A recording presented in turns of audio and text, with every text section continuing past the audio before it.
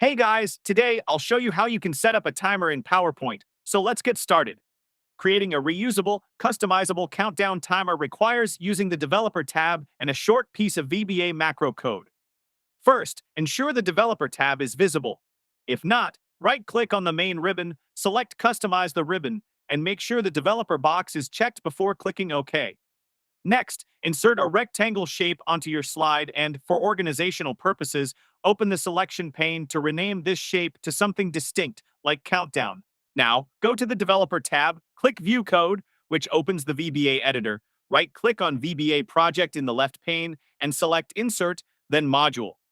In the newly opened module window, you need to paste the specific countdown macro code, which contains a variable representing the countdown time in seconds.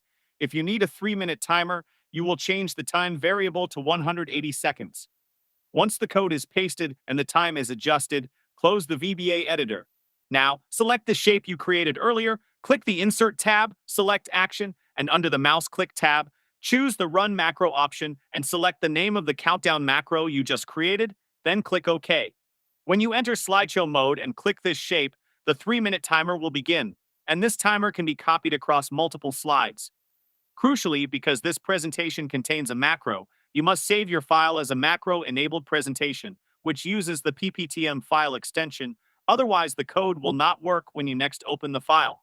That's it. I'll be back with more in the next video.